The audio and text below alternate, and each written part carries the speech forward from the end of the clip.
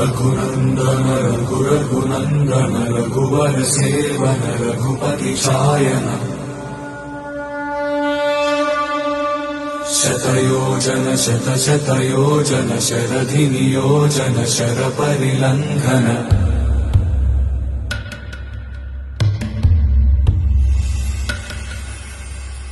रघुनंदन रघुनंदन रघुवर seven Raghupati चायन शतयोजन शतशतयोजन शरधि नियोजन sir परिलंघन